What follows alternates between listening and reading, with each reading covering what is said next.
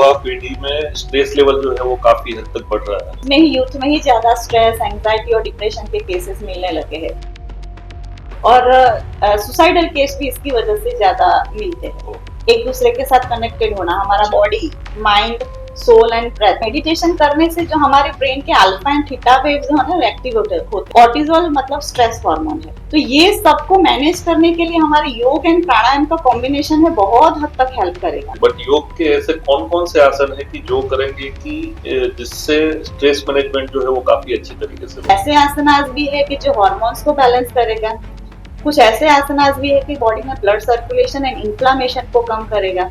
है कि बहुत से लोगों को नींद या तो बहुत आती है या कई लोगों को नींद जो है वो बिल्कुल आती ही नहीं। अब क्वालिटी ऑफ स्लीप किस पे डिपेंडेंट है? लो एनर्जी रहना, काम करने की इच्छा ना रहना, बेड पे सोए रहने की अगर इच्छा हो तो विटामिन B12 की कमी है। डॉक्टर ये सजेस्ट करते हैं कि B12 जो है वो मेजोरिटी नॉन वेज फूड में से ही उसमें से ही मिलता है। B12 और D3 के अगर फुलफिल करना है तो सप्लीमेंट्स लेना ही पड़ेगा। तो पहले बॉडी हमारी इतनी अमेजिंग तरह से बनी है कि बॉडी कुछ ना कुछ सिग्नल तो देता ही है।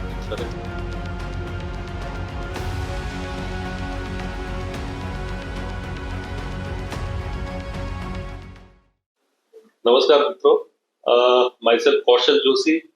नेक्सस स्टोरीज पब्लिकेशन सिर्फ पब्लिशिंग इंडस्ट्रीज नहीं है, ये एक एकेडमिक इंस्टीट्यूट भी है कि ये कॉन्सेप्ट के थ्रू बुक टॉक और अलग अलग पॉडकास्ट के थ्रू हम लोग जो है एक लर्निंग या बुक रिलेटेड की अच्छी हैबिट जो है वो कैसे हम लोग डेवलप कर सके उसके बेस के ऊपर में हम लोग लर्निंग प्रोवाइड करेंगे। और आज के पहले एपिसोड के अंदर में हम लोग सबसे पहले जो है डॉक्टर हेतल पटेल से मिलेंगे कि जो 10 साल से ज्यादा उनका एक्सपीरियंस है एज ए आयुर्वेदिक डॉक्टर के तौर पे और न्यूट्रिशन के तौर पे, जिससे हमें काफी अच्छा जानने को मिलेगा। Good morning ma'am. सबसे पहले तो नेक्सस स्टोरीज पब्लिकेशन और नेक्सस एकेडमी के फर्स्ट एपिसोड में आपका बहुत बहुत स्वागत है।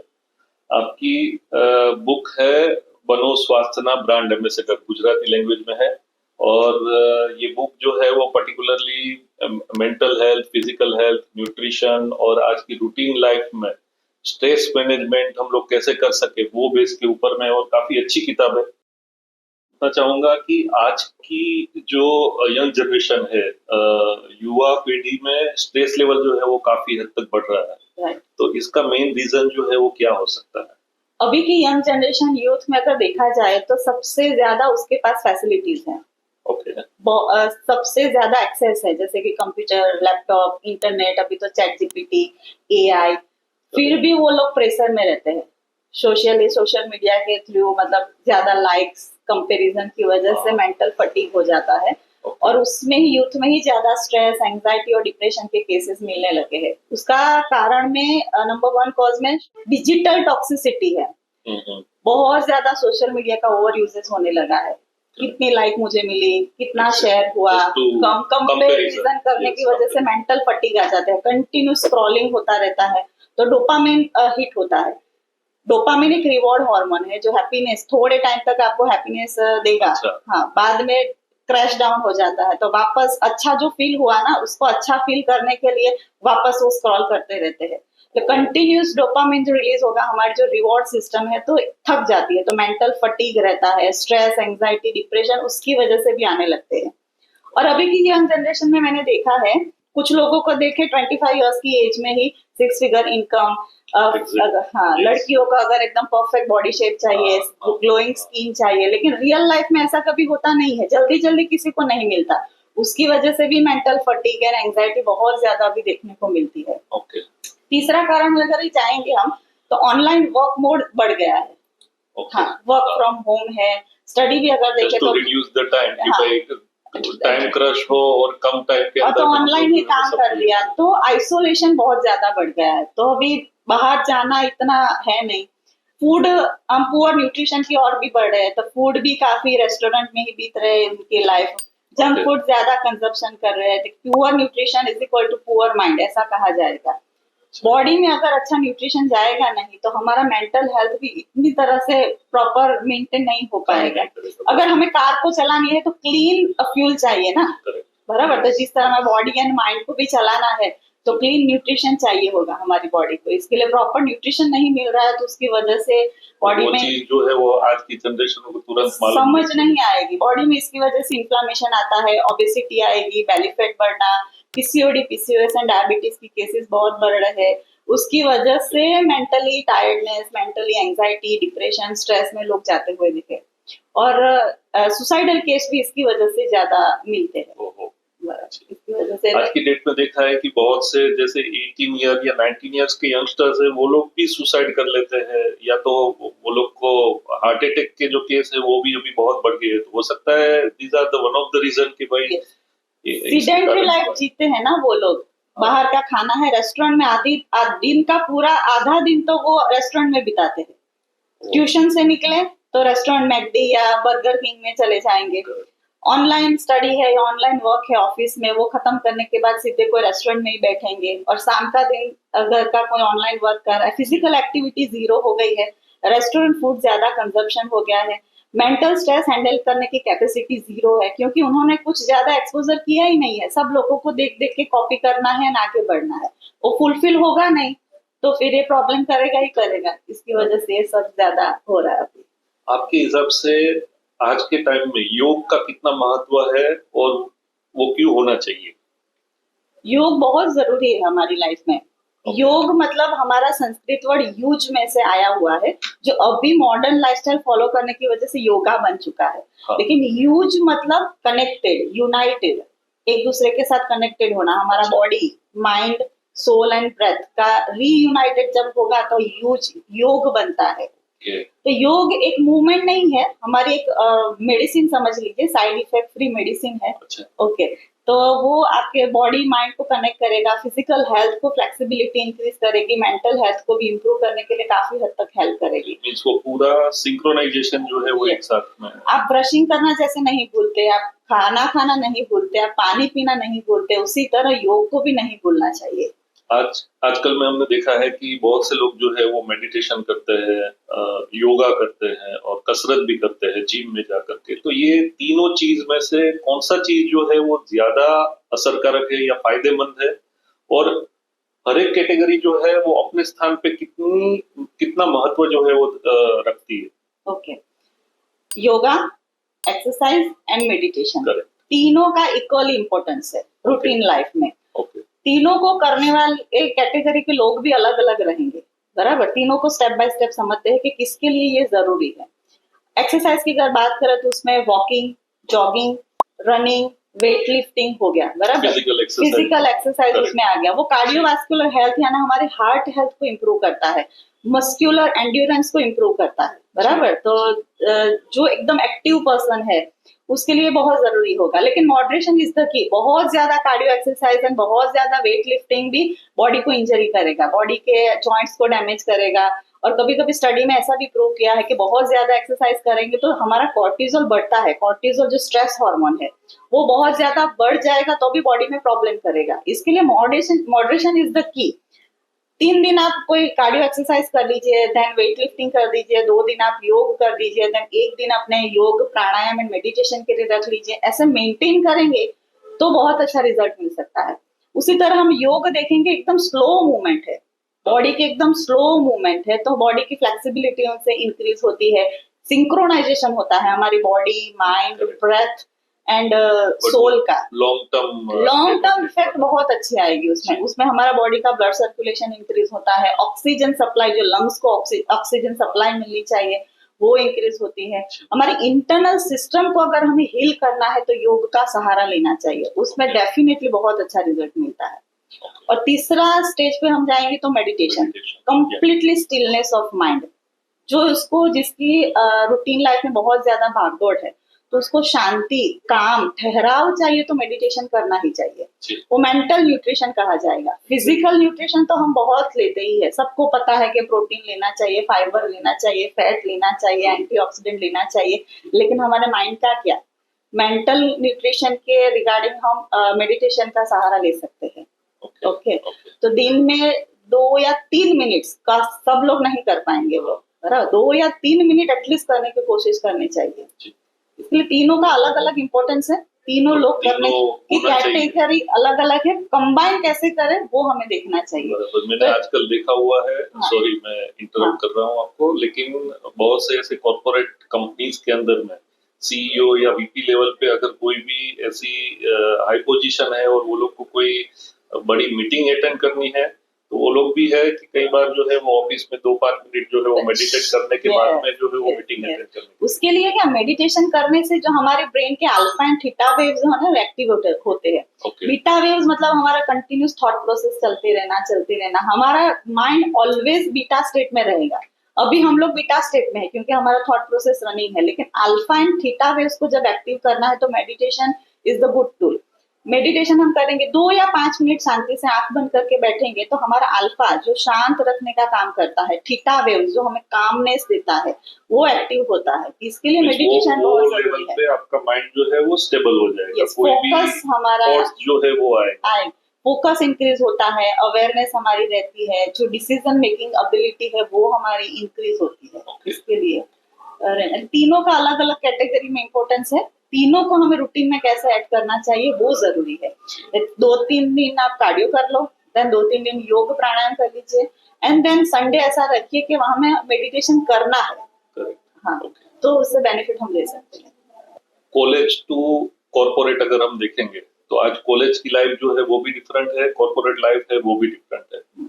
ये दोनों का जो भी ट्रांजिशन फेज जो रहता है, इसके अंदर में योग जो है यंगस्टर को कैसे हेल्प करता है, मान लीजिए कि वो कॉलेज में है, और जो कॉर्पोरेट में आ गए हैं तो उनको कैसे हेल्प करेगा? अभी कॉलेज की लाइफ देखें तो बहुत सारे एग्जाम्स है, आईआईटी फील्ड ले लीजिए या कुछ भी आईटी फील्ड या जेईई पास आउट करने के बाद एडमिशन लिया, नीट के एडमिशन लिया, उसमें एग्जाम का टेंशन रहता है। एग्जाम तो दे दी, बाद में रिजल्ट का टेंशन होता है, रिजल्ट तो आ गया, उसके बाद में एडमिशन के सारी प्रोसेस के दौरान भी बहुत ज्यादा बच्चों को, पेरेंट्स तो ठीक, बच्चों को काफी सारा स्ट्रेस झेलना पड़ता है। और कॉर्पोरेट ऑफिस में अगर देखा जाए तो बॉसेस का टॉक्सिक बॉसेस रहते हैं, काम का डेडलाइंस रहता है, कंटिन्यूअस ईमेल एंड व्हाट्सएप का नोटिफिकेशन, उसका आंसर करना, लेट नाइट प्रोजेक्ट कंप्लीट करना, ये सब जो कॉम्बिनेशन है उसकी वजह से बॉडी में जो कॉर्टिसोल नाम का हार्मोन है ना, कंटिन्यूस हमारी बॉडी में हाई रहता है। कॉर्टिसोल मतलब स्ट्रेस हार्मोन है। अगर बहुत ज्यादा, जरूरत से ज्यादा अगर कॉर्टिसोल हार्मोन हमारी बॉडी में रहेगा तो over a period of time वही कॉर्टिसोल हमारे डाइजेशन को खराब करता है, मेटाबॉलिज्म को खराब करेगा, बेली फैट को लाएगा, हमारा पीसीओडी पीसीओएस जो यंग जनरेशन की लड़कियों में बहुत ज्यादा बढ़ता है, हार्ट अटैक लड़कों में ज्यादा देखने को मिला है, टाइप 2 डायबिटीज लड़कों में ज्यादा होने लगा है। उसका एक ही कारण है, high level of cortisol. Cortisol की वजह से बॉडी में इन्फ्लामेशन आ जाता है। ये जो हार्मोन है वो टीनेजर से मींस किसी भी व्यक्ति को कोई भी उम्र में जनरेट होना चालू हो जाएगा। हाँ, cortisol actually it's a good hormone. सुबह सुबह में कॉर्टिसोल थोड़ा हाई रहता है, हमारे सबकी बॉडी में हाई रहेगा, वो अलर्टनेस क्रिएट करता है, क्योंकि रात को हम सोए हुए रहते हैं, सुबह जब सूरज की किरणें हुई तो हमें वेकअप कॉल मिलता है, तभी अलर्टनेस के लिए कॉर्टिसोल हमें चाहिए, लेकिन वो 1 या 2 घंटे तक। पूरा दिन कॉर्टिसोल हमें नहीं चाहिए। पूरे दिन के दौरान अगर कॉर्टिसोल रहेगा तो बॉडी में प्रॉब्लम ही आएगा। ये कॉर्टिसोल को रिड्यूस करने के लिए हमें कुछ फॉलो करना पड़ता है। कॉर्टिसोल अगर हाई का हाई ही रहा तो हम कुछ काम, इसके लिए तो प्रॉब्लम हो रहा है कि stress, anxiety, depression, heart attack young generation में काफी बढ़ने को मिलता है। और जब भी हम स्ट्रेस में रहते हैं, टेंशन में रहते हैं, तो एक ही चीज हमारी इम्बैलेंस होती है, वो है ब्रेथ, हमारी ब्रेथ। तो आपने नोटिस किया होगा कि ब्रेथ अगर एकदम शॉर्ट हो जाती है, शैलो ब्रीदिंग बोलते हैं, या इररेगुलर ब्रीदिंग हो जाती है, और किसी की लॉन्ग ब्रीदिंग हो जाती है, ऐसे होता है। तो वो भी इररेगुलर जो ब्रेथ है उसको भी रेगुलेट करने के लिए कुछ चाहिए। तो ये सबको मैनेज करने के लिए हमारे योग एंड प्राणायाम का कॉम्बिनेशन है, बहुत हद तक हेल्प करेगा। योग का हमने देखा बॉडी, सोल, ब्रेथ, माइंड का कॉम्बिनेशन है, तो सबको चारों को सिंक्रोनाइजेशन करके हमारी जो इम्यून सिस्टम है, इनर हेल्थ को मेंटेन करेगी। एंड प्राणायाम बहुत हद तक हेल्प इसीलिए करेगी, प्राणायाम तो ब्रीदिंग की ही एक्सरसाइज है, बराबर। तो हमारी पैरासिम्पैथेटिक नर्वस सिस्टम है जो रेस्ट एंड डाइजेस्ट बोलते हैं, तो उसको काम करती है, बॉडी को काम करती है, माइंड को काम करती है, वो एक्टिवेट होगी तो स्ट्रेस हम कैसे मैनेज करना एटलीस्ट वो हम सीख ही जाएंगे। इसके लिए मैं जब भी मान लीजिए कि हम लोग विक्टिम है कि कोई भी थ्रिलर मूवी देख रहे हैं या कोई सडनली कोई ये भूत का सीन आया, ऐसा कुछ भी हुआ, वो हो जाता है। बट मेन क्या होता है कि हम लोग इमोशनली ज्यादा कनेक्टेड है मेरे हिसाब से, तो सबको वही रहता है कि अरे ये क्या हो गया। बट किसी का ध्यान जो है वो हार्ट पे या ब्रीथिंग पे या हार्ट बीट्स के ऊपर में जो है वो जाता नहीं। इसके लिए तो हमें योग फॉलो करना है। योग हमें अवेयरनेस क्रिएट करेगा, हम एटलीस्ट हमें पता चलेगा हम क्या देख रहे हैं, हम क्या खाना खा रहे हैं, इसकी हमारी बॉडी पे, इसकी हमारी माइंड पे क्या इफेक्ट होगी, वो अवेयरनेस कौन क्रिएट करेगा? योग एंड प्राणायाम का कॉम्बिनेशन। हैफाजर्डली हम कुछ भी काम करें कि उससे कुछ रिजल्ट कोई नहीं मिलने वाला, लेकिन step by step to the point हम काम करेंगे तो हमें रिजल्ट मिलेगा। तो वो कौन करवाएगा? हमारा योग ही करवाएगा, योग एंड प्राणायाम का कॉम्बिनेशन ही करवाएगा। इसके लिए बहुत जरूरी है कॉलेज की लाइफ में यंग जनरेशन को योग एंड प्राणायाम फॉलो करना बहुत जरूरी है। सबको ऐसा लगता है कि ये जो योग एंड प्राणायाम है बुढ़ापा का करने की चीज है, लेकिन ऐसा नहीं है। यंग जनरेशन को ज्यादा से ज्यादा फॉलो करनी चाहिए। जो सब लोग ये इन्वेस्टमेंट प्लान लेके आते हैं तो वो लोग भी वही सजेस्ट करते हैं कि यंगस्टर्स की एज में ही आप ये प्लानिंग ले लीजिए, ये पॉलिसी ले लीजिए, वो ले लीजिए। तो जब भी आपका 35 या 40 रनिंग होगा तो वो टाइम पे आपको हेल्प करेगा। सेम वे ये योग भी वही है, इनिशियली आपने कर दिया तो आपकी सिस्टम जो है वो ट्यून अप हो जाएगा। इसीलिए स्ट्रेस को कंट्रोल करने के लिए अगर मान लीजिए कि हम लोग योग करते हैं, बट योग के ऐसे कौन कौन से आसन है कि जो करेंगे कि जिससे स्ट्रेस मैनेजमेंट जो है वो काफी अच्छी तरीके से होगा? पर्टिकुलरली योगासन कौन से करने चाहिए? हमने सुबह में 15 to 20 मिनट्स योग करने के लिए हमें स्पेंड करना चाहिए। तो उसमें आप ब्रेकफास्ट 30 मिनट्स आप जल्दी उठ जाइए अपने रूटीन में से, 15 to 20 मिनट्स योग कर लीजिए, 5 मिनट प्राणायाम कर लीजिए, यानी 2 मिनट मेडिटेशन कर लीजिए, बराबर। तो उसमें योगासना में पहला तो आता है शशांक आसन, जो बालासन होता है, वो बहुत अच्छा रिलीफ करता है आपके मेंटल, उसमें आगे झुकना, फॉरवर्ड बेंड है तो हमारा ब्रेन का कामनेस बहुत इंक्रीज होता है, उसमें ब्लड सर्कुलेशन इंक्रीज होता है। देन दूसरा है पाद हस्तासना, वो भी फॉरवर्ड, जितना फॉरवर्ड बेंडिंग वाले जो आसनास है ना, वो आपका ब्रेन कामनेस के लिए बहुत अच्छा रिजल्ट मिलता है। जैसे पाद हस्तासना है, पश्चिमोत्तानासना है, सर्वांगासना है, हलासना है, वो बहुत अच्छे आसन है जो स्ट्रेस रिलीफ के लिए काम करेंगे। अभी हम लोगों ने देखा हुआ है कि डायबिटीज, थायराइड या कैंसर जैसी बीमारी जो है वो इंडियन कल्चर के अंदर में या अभी की रूटीन लाइफ के अंदर में जो है वो इंडिया में सबसे ज्यादा हो रही है। तो ये तीनों डिजीज को कम करने के लिए या अपने बॉडी को प्योर रखने के लिए योग जो है वो कैसे हेल्पफुल हो पाएगा? डायबिटीज की अगर बात करेंगे, टाइप 2 डायबिटीज की अगर बात करेंगे तो India is diabetic capital of world. India में डायबिटीज, हार्ट स्ट्रोक मतलब हार्ट डिजीज, हार्ट अटैक आना, फीमेल में पीसीओडी, पीसीओएस एंड हाइपोथायरॉयडिज्म, ये सब बहुत देखने को मिलता है। ठीक है, अभी पता कैसे चलेगा कि हमें ये सब हो सकता है या होगा?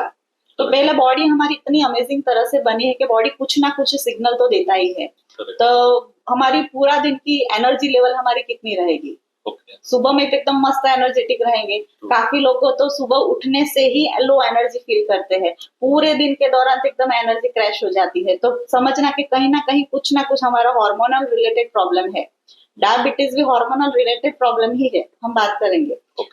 और बॉडी में इन्फ्लामेशन होना, सुबह में उठने के साथ ही किसी के हाथ में या पैरों में सूजन आ जाती है, ब्लोटिंग रहता है, गैस रहता है, मतलब बपिंग रहना, बर्निंग सेंसेशन होना, इसका इंडिकेशन क्या हुआ कि बॉडी में इन्फ्लामेशन है।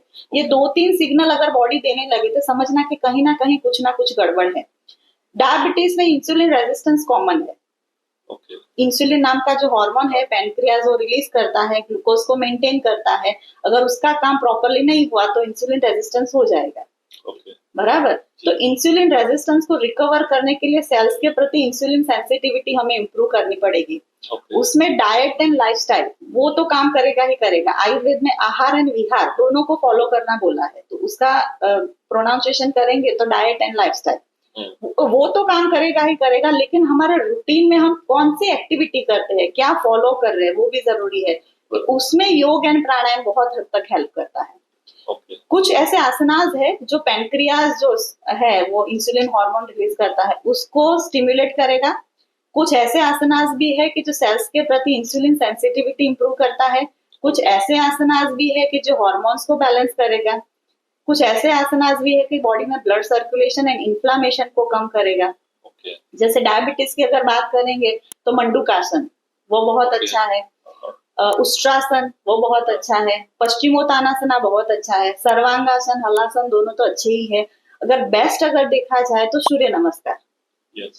सूर्य नमस्कार ऐसे है, उसके 12 स्टेप्स ऐसे है कि पूरी बॉडी को मतलब मूवमेंट में लाके रख देगी। ब्लड सर्कुलेशन इंक्रीज होगा, हमारे हार्ट लंग्स में ऑक्सीजन सर्कुलेशन इंक्रीज होता है। इसके लिए एक रूल तो फॉलो करना चाहिए कि दिन में 10 एटलीस्ट 10 से स्टार्ट करो, तो सूर्य नमस्कार तो हम कर ही सकते हैं।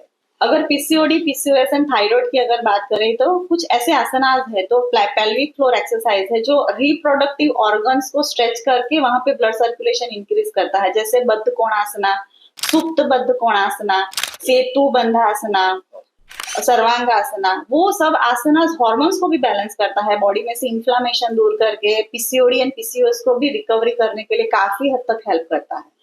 मैम, आजकल हम लोगों ने देखा हुआ है कि बहुत से लोगों को नींद या तो बहुत आती है या कई लोगों को नींद जो है वो बिल्कुल आती ही नहीं। ठीक है, तो ये जो इम्बैलेंसिंग जो है ये कोई डिजीज है कि जिसको हम लोग कंट्रोल कैसे कर पाएंगे कि नींद जो है वो पर्टिकुलरली ये एज के ग्रुप को जो है वो मिनिमम इतना नींद लेना ही चाहिए, जो भी प्लस माइनस है या जिसको आ रही है या नहीं आ रही है, तो उसको कैसे हम लोग बैलेंस कर पाएंगे?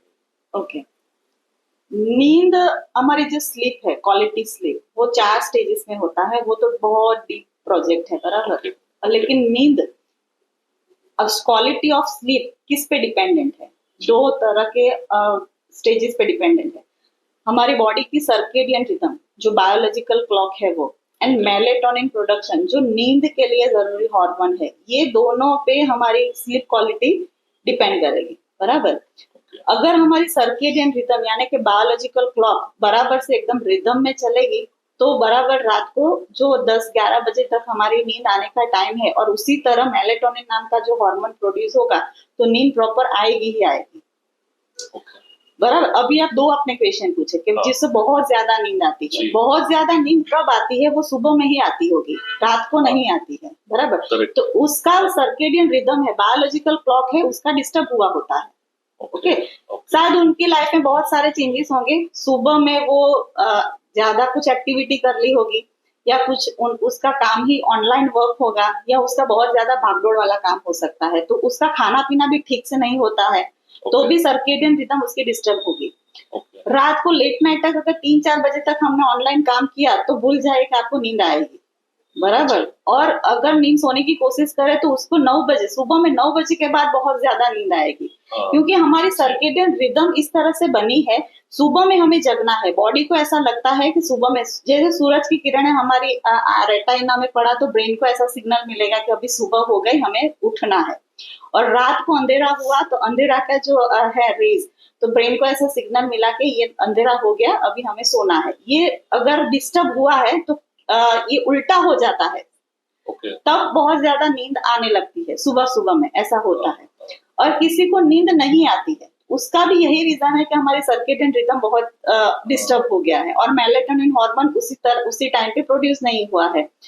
रात को लेट नाइट तक हम जब मोबाइल देखेंगे, 12-1-1:30 बजे से मोबाइल देखेंगे, तब जो ब्लू लाइट है मोबाइल और लैपटॉप की, वो ब्लू लाइट हमारी रेटाइना थ्रू मैसेज देगी ब्रेन को कि अभी तो सुबह है, सोना नहीं है, अभी जगना है। तो मेलेटोनिन जो हार्मोन वो प्रोड्यूस होगा ही नहीं, तो नींद आएगी नहीं, बराबर। तो उसकी नींद डिस्टर्ब होगी तो उसका कम नींद आएगा।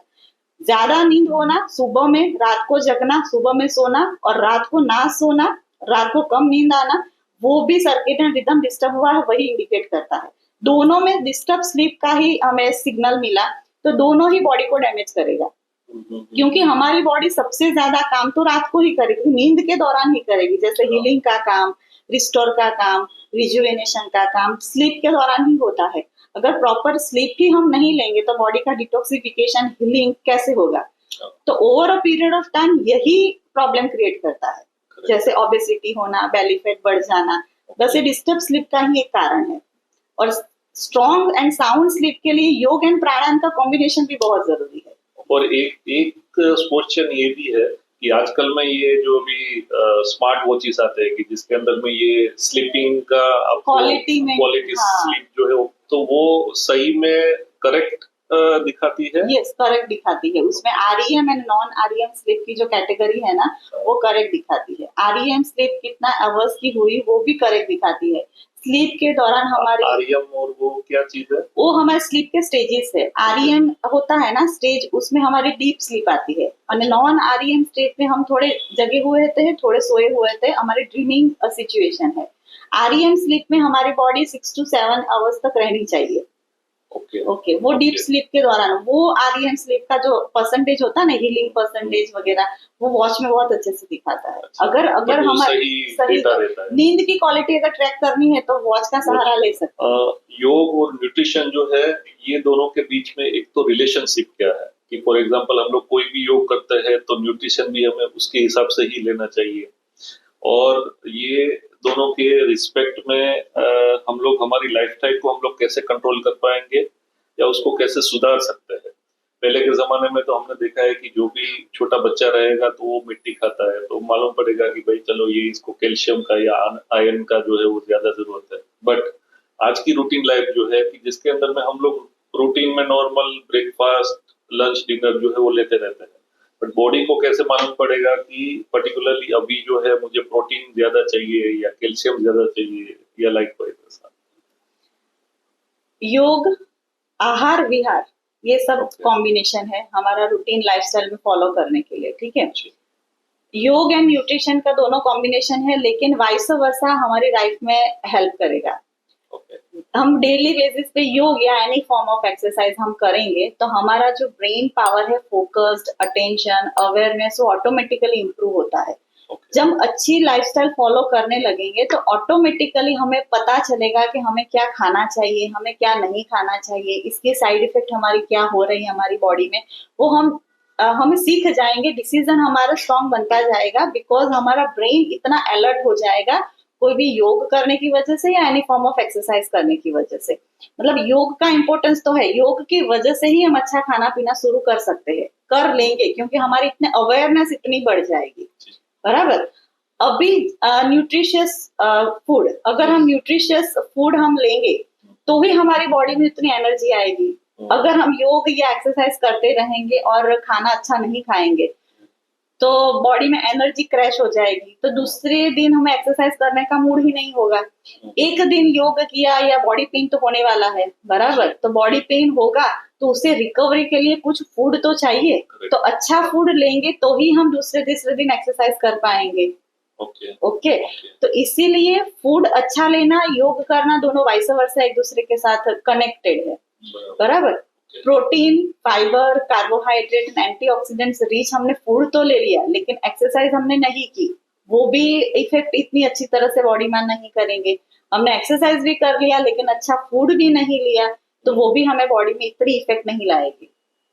अभी आपने ये पूछा कि पता कैसे चलेगा कि ये न्यूट्रिएंट की हमें जरूरत है, तो पूरा दिन हमारी एनर्जी लेवल एकदम मेंटेन होना चाहिए। लगे कि हमारी एनर्जी पहले से काफी लो हो रही है, एनर्जी क्रैश डाउन है, पूरे दिन के दौरान सोने का मन कर रहा है, दादर चढ़ने के टाइम पे सांसें फूलने लगे, बराबर, जॉइंट्स पेन होने लगे, मसल्स पेन होने लगे, मसल्स क्रैम्प होने लगे, ये काफ मसल्स है वो पेन करे, तो समझना कि कुछ ना कुछ न्यूट्रिएंट हमारी बॉडी में मिसिंग हो गया है, तो हमें लेने की जरूरत है। अगर मसल क्रैम्प होता है तो मैग्नीशियम की जरूरत है। अगर बोन एंड जॉइंट्स पेन होने की जरूरत हो जाए तो कैल्शियम एंड विटामिन D3 की जरूरत है। ज्यादा चॉकलेट खाने की चीजें, हाँ, वो ज्यादा क्रेविंग्स आए तो भी मैग्नीशियम की कमी है। अच्छा, ओके।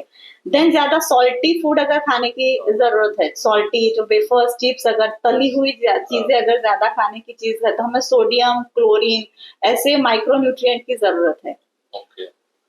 पूरा दिन थकावट, लो एनर्जी रहना, काम करने की इच्छा ना रहना, बेड पे सोए रहने की अगर इच्छा हो तो विटामिन B12 की कमी है। ओके। और प्रोटीन, जब मसल क्रैम्प होने लगे आफ्टर एक्सरसाइज, मसल को रिकवरी चाहिए। मसल एक्सरसाइज की, आपने योगा भी किया, जिम भी किया, कुछ भी किया, तो हमारा मसल तो यूज हुए ना, तो मसल के फाइबर है ना टूट जाते हैं, तो उसको हीलिंग रिपेयर चाहिए। तो आफ्टर एक्सरसाइज कोई भी फॉर्म में आप प्रोटीन लीजिए तो मसल की रिकवरी भी होगी, बॉडी की हीलिंग भी होगी, तो बॉडी अच्छी तरह से फ्यूल को बॉडी को मिलेगा, तो बॉडी रनिंग करेगी। कार की तरह ही है, कार अगर लॉन्ग जर्नी पे हम जाएंगे बराबर, तो कार फ्यूल से फुल होना चाहिए, करेक्ट होना चाहिए बराबर, तो ही हम अपने डेस्टिनेशन पे पहुंचेंगे। नहीं तो बीच में अगर फ्यूल भी कचरा वाला हुआ या थोड़ा कम हुआ तो हम बीच में अटक जाने वाले हैं। उसी तरह बॉडी को भी प्रॉपरली न्यूट्रिशन मिलेगा तो ही बॉडी हमारी भागेगी, नहीं तो बीच में कुछ ना कुछ तकलीफें आती रहेगी। इसके लिए एक्सरसाइज या योग भी चाहिए एंड न्यूट्रिशियस फूड भी चाहिए। एक चीज मैंने देखा है मैम, आज के डेट के अंदर में कई बार जो है वो B12 एफिशिएंसी जो है ये डाउन रहता है बराबर। हाँ। अभी डॉक्टर ये सजेस्ट करते हैं कि B12 जो है वो मेजोरिटी नॉन वेज फूड में से ही, उसमें से ही मिलता है।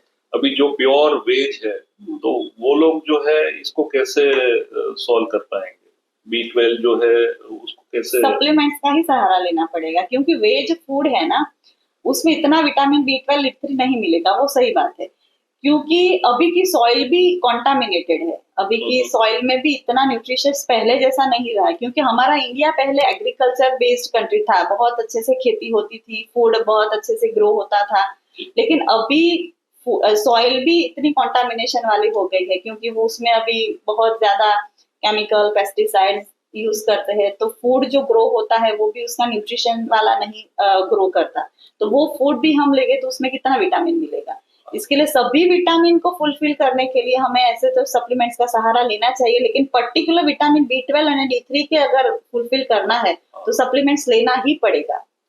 आज की लाइफस्टाइल के अंदर में इमोशनल बैलेंसिंग जो है वो कैसे करेंगे हम लोग? इमोशनली डिस्टर्ब तो बहुत है, हमने पूरे टॉक के दौरान हमने देखा कि काफी सारे डेडलाइंस है, कॉलेज के एग्जाम्स है, टॉक्सिक बॉसेस है, उसकी वजह से कॉर्टिसोल हार्मोन हमारी बॉडी में होता रहेगा तो बहुत सारा प्रॉब्लम्स आएंगे, ओबेसिटी, डायबिटीज वगैरह वगैरह। तो उसी को करेक्शन के लिए इमोशनली वेलबींग होना बहुत जरूरी है, इमोशनल बैलेंसिंग रहना बहुत जरूरी है। तो उसमें हेल्प क्या करेगा? स्पिरिचुअलिटी बहुत हेल्प करेगा। अच्छा, स्पिरिचुअल योग एंड प्राणायाम ऐसी चीजें हैं कि सबको ऐसा लगता है कि बुढ़ापे में बहुत जरूरी है, लेकिन यंग जनरेशन में अगर हम स्पिरिचुअल हो जाएंगे, मतलब इग्नोर करना इन द सेंस हम किसी के प्रति कुछ घृणा है तो उसको अवॉइड करके हम अपने काम पे अगर फोकस करे रहेंगे तो ये सब हम बैलेंस कर पाएंगे। किसी के साथ झगड़ा भी हुआ तो हम उसी टाइम पे सॉर्ट आउट कर देंगे या सॉरी बोल के वो बात को अगर डिसमिस कर लेंगे तो वो भी स्ट्रेस का बहुत हद तक हम कम कर पाएंगे। इसी तरह स्पिरिचुअल हम फॉलो करेंगे तो उसी तरह से हम इमोशनल बैलेंस कर पाएंगे। स्पिरिचुअल मतलब घृणा हो किसी के प्रति, कलर गुस्सा झगड़ा भी हो गया, पास्ट का भी अगर झगड़ा हो तो उसको भी फॉरगिवनेस में कन्वर्ट करना चाहिए, तो ही हम खुश रह पाएंगे। अगर हम अच्छा खाना पीना खाएंगे, एक्सरसाइज भी करेंगे, लेकिन किसी इमोशनली अगर हम खुश नहीं रहेंगे, किसी ने ऐसा कर दिया, उसने मेरे साथ ऐसा किया, उसने मेरे साथ ऐसा किया, अगर वो हम मन में रखेंगे तो वो प्रॉब्लम करेगा ही करेगा। 100% हैप्पीनेस हमारी लाइफ में कभी नहीं आएगी। स्पिरिचुअल लेवल पे हम जब फॉलो करेंगे, फॉरगिव कर देना, सॉरी बोल देना, लेट गो कर देना, वो लाइफ में बहुत काम करेगा। मेडिटेशन जो है वो ये सब चीज के अंदर में बहुत हद तक हेल्प करेगा। अभी के टाइम में हम लोगों ने पर्टिकुलरली अगर हम लोग मान लीजिए कि बुक्स के बारे में बात करें तो काफी ऑडियंस हमने देखा हुआ है कि बहुत से ऑडियंस को सिर्फ पर्टिकुलरली रीडिंग का हैबिट रहता है, बहुत से ऐसे ऑडियंस है जिसको ई बुक पसंद है, वो ई बुक या किंडल डिवाइस है वो सिलेक्ट करके रीडिंग करते हैं। अभी का नया ट्रेंड जो है वो ऑडियो बुक का आया हुआ है या वीडियो का भी आया हुआ है, बट इसके अंदर में एक चीज एज ए मेडिकल एक्सपर्ट के तौर पे मुझे आपसे ये जानना है कि रीडिंग और ऑडियो बुक या नॉर्मल पेपर बेक बुक्स है जिसमें हम लोग रीडिंग करते हैं, तो वो दोनों के अंदर में डिफरेंस क्या है और कौन सा सजेस्टेबल ऑप्शन है रीडिंग करने के लिए? Okay, reading and podcast and YouTube videos and reel, ये दोनों का डिफरेंस हमें समझना है, राइट? कौन सा हमें जरूरी है? Audio book. यस। रीडिंग है उसे एक्टिव लर्निंग के रूप में हम देख सकेंगे। अगर जब रीडिंग हम करेंगे तो कंप्लीटली हम उसे अंडरस्टैंड समझने की कोशिश करेंगे एंड सब डॉट्स को हम रिकनेक्ट करके इंफॉर्मेशन कलेक्ट करेंगे। रीडिंग की वजह से ही हमारे अंदर ठहराव आता है, समझ शक्ति डेवलप होती है, उसके एक्चुअली समझने की कोशिश करेंगे। ऐसे ही हम हैफाजर्डली कुछ भी चीजें रीडिंग नहीं करेंगे, उसको पहले समझेंगे एंड देन आगे बढ़ेंगे। तो उससे हमारा मेमोरी पावर भी बढ़ता है, हमारा फोकस भी बढ़ता है, हमारा अटेंशन, हमारे अवेयरनेस, ब्रेन की जो लर्निंग कैपेसिटी है वो भी इंक्रीज होती है। वो एक्टिव लर्निंग फेज है, राइट। और एक स्टडी के दौरान ये भी प्रूव हुआ है कि जब हम रीडिंग करेंगे ना तो हमारा न्यूरल पाथवे, एमआरआई स्टडी ने बताया है ऐसा कि न्यूरल पाथवे मजबूत बनता है। हमारा जो हैप्पीनेस हार्मोन जो सेरोटोनिन है वो भी इंक्रीज होता है रीडिंग की वजह से। And reading active learning phase है ना, उसकी वजह से ही हमारा अवेयरनेस बढ़ेगा, हमारा डिसीजन मेकिंग एबिलिटी इंक्रीज होगी। मतलब रीडिंग इज बहुत जरूरी है। रीडिंग के एक्टिव लर्निंग फेज से हमारे बॉडी में, ब्रेन में बहुत ज्यादा पॉजिटिव चेंजेस देखने को मिला है। ऐसा मैं नहीं कह रहा, ऐसे स्टडी ने प्रूव किया है। ओके अभी पैसिव लर्निंग जो यूट्यूब वीडियोस हो गए, पॉडकास्ट हो गया, ऑडियो बुक भी अभी तो आती है, तो वो सब सुन के सब इंफॉर्मेशन कलेक्ट करने की कोशिश करते हैं सब लोग। लेकिन लोगों को भी पता है कि हमने कितना अटेंशन के साथ वो सुना, बराबर। कुछ काम करते करते सब सुनते रहते हैं, कुछ बाजू में ये ऑडियो बुक चलती रहती है, हम कुछ दूसरा काम लैपटॉप पे करते रहते हैं। कभी कभी साथ में एक सॉन्ग भी चलता है, साथ में ऑडियो बुक भी चलेगी, हम तीसरा खुद काम भी करेंगे। तो ये 100% अटेंशन है, मल्टीटास्किंग के रूप में यूट्यूब वीडियोस, पॉडकास्ट वो सब होता है। तो अटेंशन हमारा डाउन होगा। मल्टीटास्किंग की वजह से हमारी जो ब्रेन की लर्निंग कैपेसिटी है, मेमोरी पावर है, वो भी कम हो जाएगी, बराबर। हमारा अवेयरनेस वो भी इतना डेवलप नहीं होगा। इसके लिए reading is the best tool.